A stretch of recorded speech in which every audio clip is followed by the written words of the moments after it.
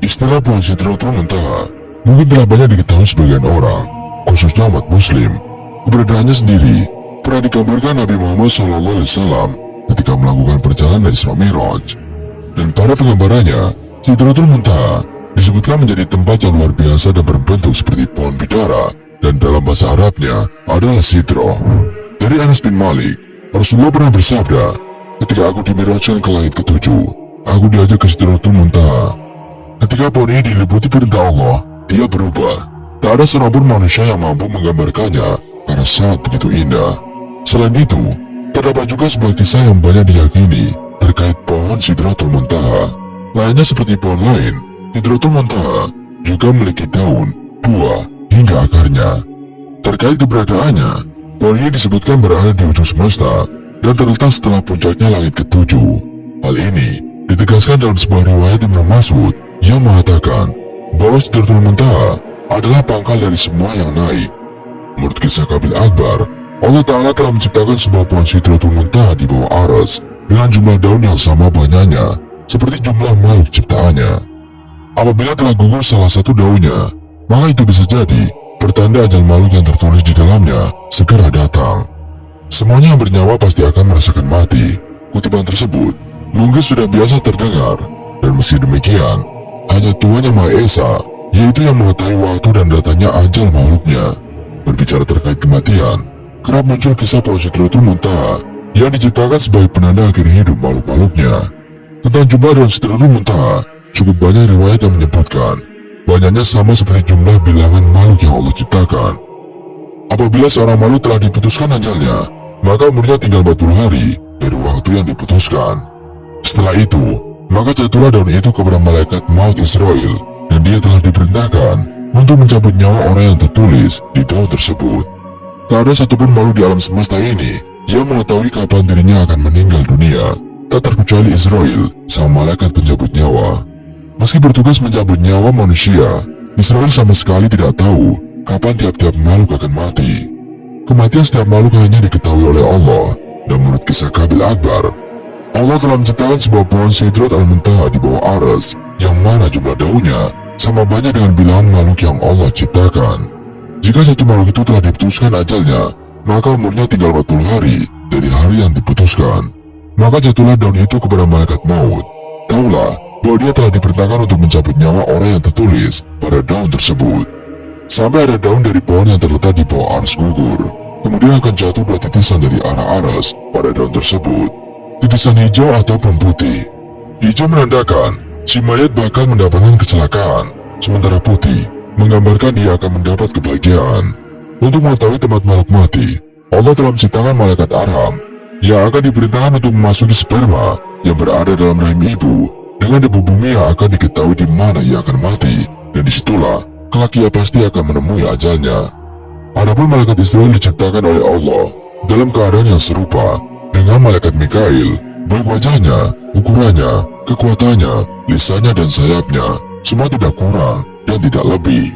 Dikatakan, dia berwujud 4, satu wajah di muka, satu wajah di kepala, satu di punggung, dan satu lagi di telapak kakinya. Dia mengambil nyawa para nabi dari wajah kepalanya, nyawa orang mukmin dengan wajah mukanya, nyawa orang kafir dengan wajah punggung, dan nyawa seluruh jin dengan wajah telapak kakinya. Dari kepala hingga kedua telapak kakinya berbulu safaran, dan setiap bulu ada 1 juta muka.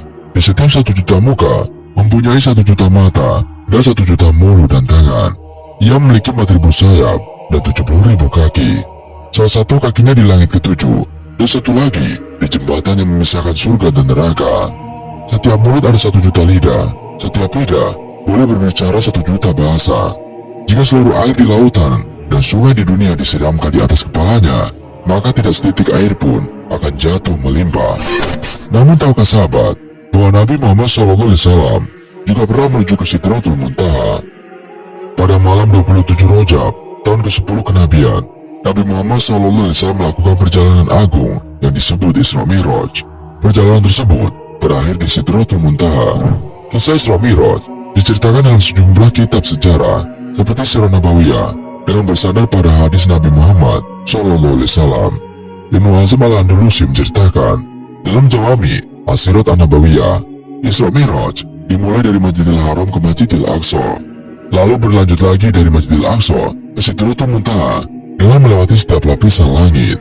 Perjalanan dari Masjidil Haram ke Masjidil Aqsa kerap disebut Isra, sedangkan perjalanan dari Masjidil Aqsa ke Sidratul Muntaha disebut Mi'raj. Dalam perjalanan tersebut, Rasulullah dibersamai oleh malaikat Jibril, dan diceritakan di dalam kitab Al-Isra wal Mi'raj karya Ibnu Hajar Asqalani dan Imam Masyuti dengan bersandar hadis yang dikeluarkan Imam Muslim dari Hamad bin Salama, dari Sahabit Al-Bani, dari Anas bin Malik radhiyallahu an. Ketika sampai di langit ketujuh, Rasulullah dan Jibril menuju ke Sidratul Muntaha. Di tempat itulah beliau mendapatkan perintah sholat dari yang semula 50 kali menjadi 5 kali dalam sehari semalam. Hal ini berkat saran Nabi Musa AS kepada Nabi Muhammad SAW agar mengajukan keringanan kepada Allah Ta'ala. Karena umat Islam dirasa tidak akan mampu jika melakukan sholat sebanyak itu. Tentang Sidratul Muntaha, keberadaan Sidratul Muntaha telah disebutkan dalam Al-Quran, dan Allah berfirman, sungguh, dia atau Nabi Muhammad benar-benar telah melihatnya dalam rupa yang asli pada waktu yang lain, yaitu ketika ada Sidratul Muntaha, di dekatnya ada surga tempat tinggal. Nabi Muhammad SAW melihat Jibril ketika Sidratul Muntaha dilingkupi oleh sesuatu yang melingkupinya. Penglihatan Nabi Muhammad tidak menyimpang dan tidak melampaui apa yang dilihatnya. Quran Surat An-Najm ayat 13-15. Ada sejumlah riwayat yang turut menjelaskan tentang Sidratul Muntaha. Ibnu Qayyim Al-Jauziyah mengatakan di dalam kitab Sifat Al-Jannah, wa ma'adahu Allahu li ahliha min an-na'im, diriwayatkan secara valid bahwa Sidratul Muntaha berada di atas langit. Ibnu Abi Najim meriwayatkan dari Mujahid bahwa itulah yang dimaksud surga. Dalam riwayat Anas radhiyallahu an tentang kisah Isra Mi'raj yang termuat dalam Sahih Bukhari dan Sahih Muslim disebutkan, Sidratul Muntaha adalah tempat yang paling tinggi di atas langit ketujuh yang telah dikunjungi Nabi Muhammad SAW, dan di dekat situ terdapat surga.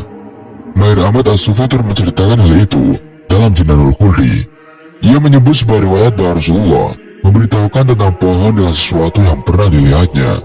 Kemudian, aku diangkat ke Sidratul Muntaha. Tiba-tiba aku menemukan buktinya seperti punuk unta yang paling baik, dan daunnya seperti telinga gajah.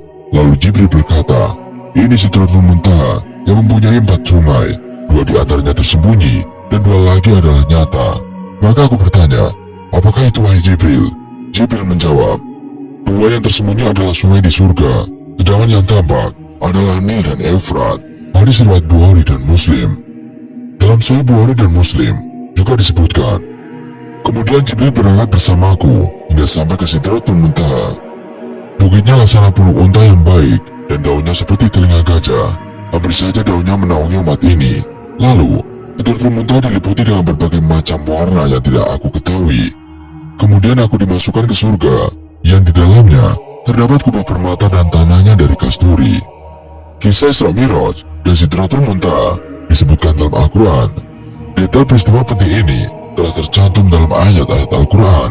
Yang pertama, Al-Isra ayat 1. Maha suci Allah yang telah memperjalankan hambanya pada suatu malam dari Masjidil Haram ke Masjidil Aqsa yang telah kami berkahi sekelilingnya, supaya kami perlihatkan kepadanya sebagian tanda-tanda kebesaran kami. Sesungguhnya dialah Maha mendengar lagi Maha melihat.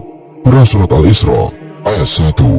2. An-Najm ayat 12-18. Maka apakah kaum musyrik Mekah hendak membantahnya mengenai apa yang telah dilihatnya? Dan sesungguhnya Muhammad telah melihat Jibril itu dalam rupanya yang asli pada waktu yang lain, yaitu di Sidratul Muntaha. Di dekatnya ada surga tempat tinggal. Muhammad SAW melihat Jibril ketika Sidratul Muntaha diliputi oleh sesuatu yang meliputinya.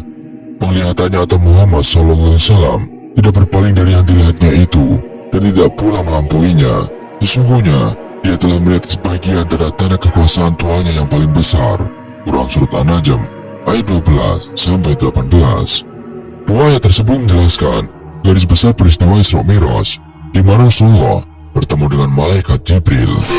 Sidratul Muntaha digambarkan sebagai pohon bidara raksasa dengan daun-daun yang bertuliskan nama seluruh makhluk ciptaan Allah. Konon, ketika daunnya gugur, menandakan bahwa perjalanan hidup makhluk tersebut di dunia telah berakhir. Letak pasti Sidratul Muntaha masih menjadi perdebatan. Ada yang mengatakan bahwa ia berada di atas langit ketujuh. Ada pula yang menyebutnya berada di antara langit ke-6 dan ke-7. Bentuknya pun tidak diketahui pasti, hanya Allah yang Maha mengetahui. Dan dua peristiwa penting dalam sejarah Islam terjadi di Sidratul Muntaha. Pertama, saat Nabi Muhammad SAW bertemu langsung dengan Allah Ta'ala. Kedua, saat Nabi menerima perintah sholat 5 waktu secara langsung dari Allah Ta'ala. Perjalanan Nabi Muhammad SAW ke Sidratul Muntaha bukan hanya peristiwa luar biasa, tetapi juga syarat makna dan hikmah. Keteguhan iman, ketaatan dan penyerahan diri Nabi kepada Allah menjadi teladan bagi umat Islam. Kisah Isra Mi'raj dan Sidratul Muntaha menjadi sumber inspirasi dan motivasi bagi umat Islam untuk selalu meningkatkan iman dan ketaatan kepada Allah. Peristiwa ini menjadi pengingat bahwa Allah Ta'ala Maha Kuasa atas segala sesuatu. Dan sahabat, hal yang perlu diketahui tentang Sidratul Muntaha. 1. Sebuah pohon bidara yang sangat tinggi. Sidratul Muntaha tumbuh di langit ke-6, tetapi menjulang hingga langit ke-7. Pohon ini diyakini menjadi penanda akhir dari langit dan menjadi penanda batas di mana makhluk tidak dapat melewatinya. Dinamakan Sidratul Muntaha karena segala yang naik dari bumi berakhir di sana lalu ditahan. Begitu pula segala yang diturunkan dari atas akan berakhir di sana. Hanya Nabi Muhammad SAW yang bisa melewati Sidratul Muntaha. 2. Sangat indah.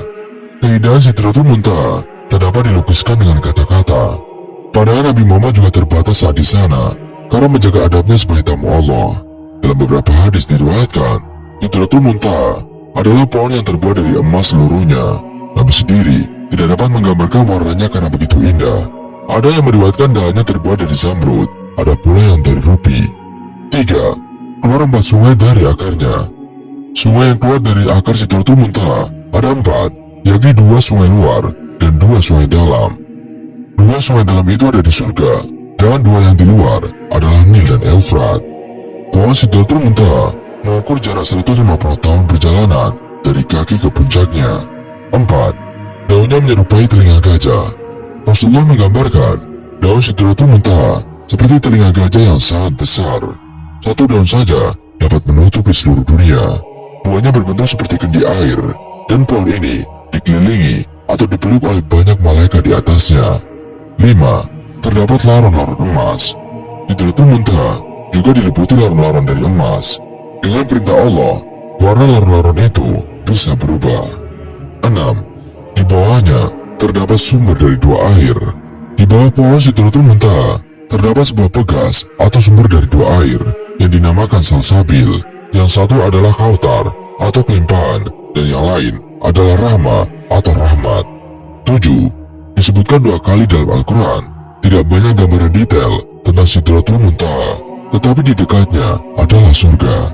Dalam Al-Quran, Sidratul Muntaha hanya disebutkan 2 kali, yakni pada surat An-Najm ayat 14 dan 16.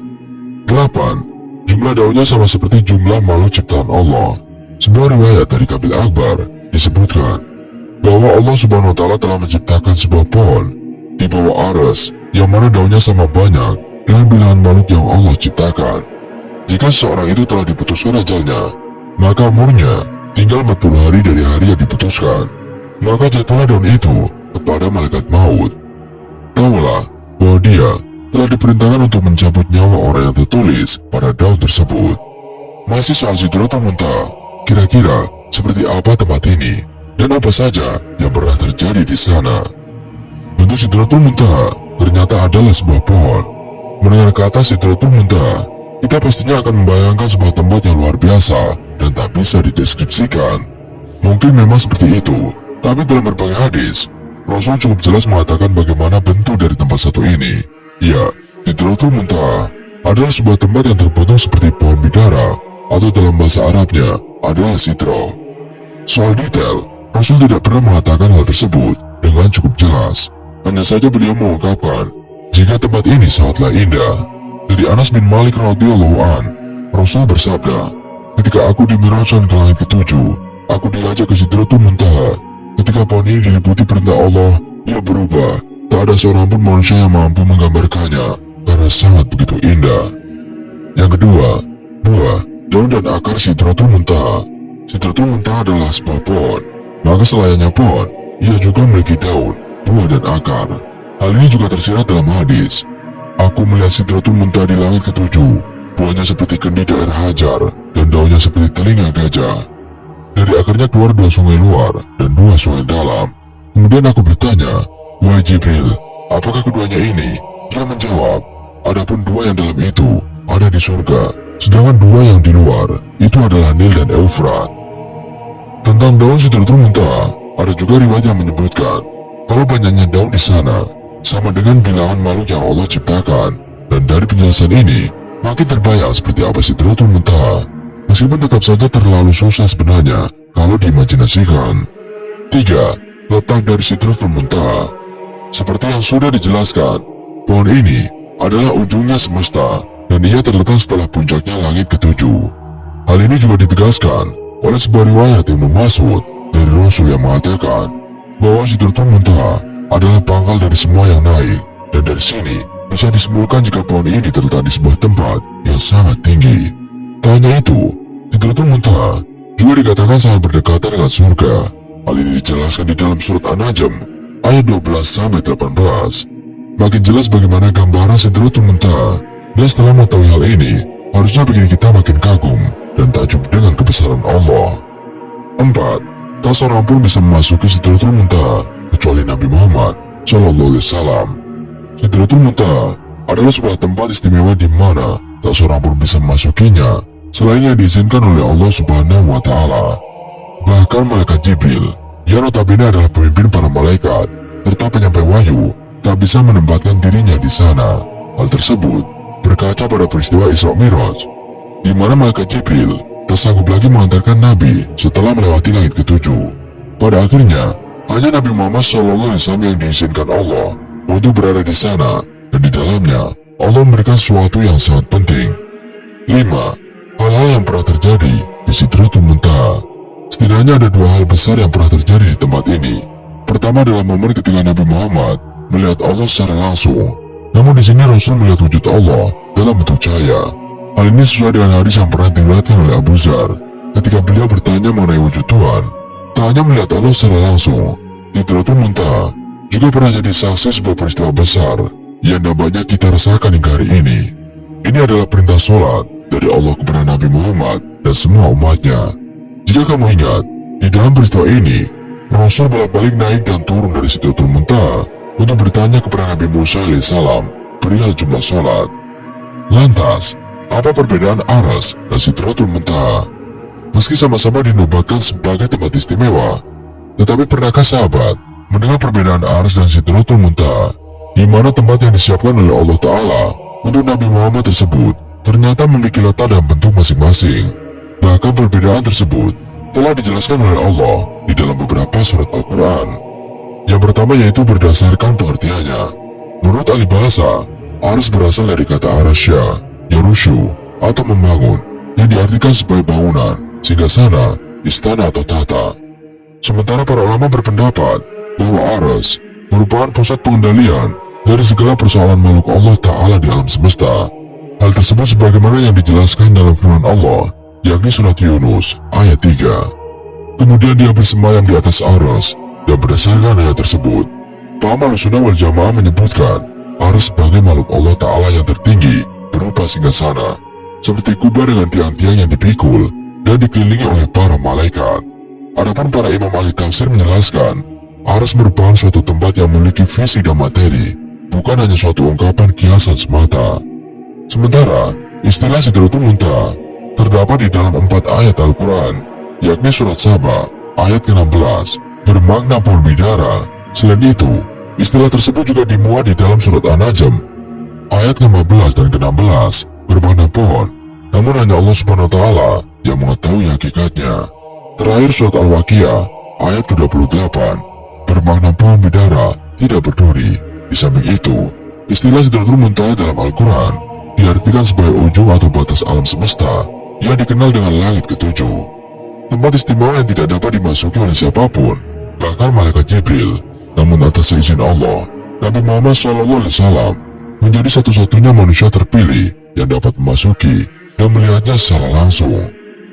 Perbedaan Aras dan Sidratul Muntaha sebagai tempat istimewa yang diciptakan oleh Allah untuk Nabi Muhammad SAW tersebut, sebagaimana yang dijelaskan di dalam ayat berikut, Aku tidak bisa melewati tempat ini. Tidak ada satupun yang diperintah melewati tempat ini, kecuali engkau. Di sana Nabi Muhammad bertemu dengan Allah untuk diberikan perintah sholat 5 waktu. Adapun beberapa literatur menjelaskan bahwa Allah menciptakan tempat tersebut untuk menandai akhir hidup dari semua makhluknya melalui daun-daun pohon. Jika ada daun jatuh bertuliskan nama suatu makhluk, maka menandakan perjalanannya di dunia sudah selesai. Dalam hadis yang diriwayatkan oleh Ibnu Abi Hatim dari Wahab bin Munabi, dijelaskan bahwa Allah Subhanahu wa Ta'ala menciptakan arsy dari cahayanya. Arsy tersebut melekat pada kursi, di mana para malaikat pun berada di tengah-tengahnya. Selain itu, arsy juga dikelilingi oleh 4 sungai, yaitu sungai bersih cahaya berkilauan, api menyala kemerahan, salju putih berkilauan, dan juga air. Di setiap sungai, para malaikat berdiri dengan bacaan tasbihnya yang berarti Maha Suci Allah. Adapun penjelasan hadis yang diriwayatkan oleh Abu As-Sahih dari Hamad bahwa Allah menciptakan arsy dari permata zamrud hijau dan diciptakan baginya tiang penopang dari batu permata yakut merah. Di arsy terdapat 1000 bahasa atau lisan. Di bumi diciptakan 1000 umat. Setiap umat bertasbih kepada Allah dengan bahasa arsy. Sementara perbedaan arsy dan Sidratul Muntaha dilihat dari letaknya. Ada beberapa yang menjelaskan bahwa Sidratul Muntaha terletak pada langit ke-7 dan ada di langit ke-7. Namun perawi hadis menyebutkan bahwa Sidratul Muntaha diperkirakan menancap di langit ke-6, lalu cabangnya menjulang di langit ke-7, serta letaknya sangat dekat dengan surga. 3. Berdasarkan bentuknya. Meski banyak ayat dan hadis yang menjelaskan tentang arsy, ternyata belum ada yang benar-benar mengetahui bentuk sejatinya. Namun sebagai umat Islam, sahabat wajib mengimani sesuai keterangan Allah dan Rasulnya tentang penggambaran singgasana tersebut, di mana besarnya arsy dapat dilihat dari besarnya malaikat yang memikulnya, sebagaimana ayat berikut. Malaikat-malaikat yang memikul arsy dan malaikat yang berada di sekelilingnya bertasbih memuji Rabb-nya, dan mereka beriman kepadanya, serta memintakan ampun bagi orang-orang yang beriman, seraya mengucapkan, Ya Rabb kami, rahmat dan ilmu Engkau meliputi segala sesuatu, maka berilah ampunan kepada orang-orang yang bertaubat dan mengikuti jalan Engkau, dan peliharalah mereka dari sisaan neraka yang menyala-nyala. Surah Surat Kafir, ayat 7. Begitupun bentuk Sidratul Muntaha yang diketahui oleh Allah Subhanahu wa Ta'ala, tetapi beberapa pendapat menyebutkan berbentuk seperti sebuah pohon. Hal tersebut sesuai dengan arti sidrat atau dalam bahasa Arab yang berarti pohon bidara. Selain itu ada daun yang terdapat pada pohon tersebut, jumlahnya sebanyak jumlah makhluk yang diciptakan oleh Allah di alam semesta. Berdasarkan pemaparan perbedaan arsy dan Sidratul Muntaha yang tadi, maka dapat disimpulkan bahwa kedua tempat tersebut tidak hanya memiliki definisi yang berbeda, melainkan juga letak dan bentuk tersendiri atau masing-masing. Wallahu a'lam bishawab. Sekian video kali ini. Kurang lebihnya kami mohon dimaafkan. Yang benar, datanya dari Allah Subhanahu wa Ta'ala. Hilang atau keliru, datanya dari saya pribadi. Wassalamualaikum warahmatullahi wabarakatuh.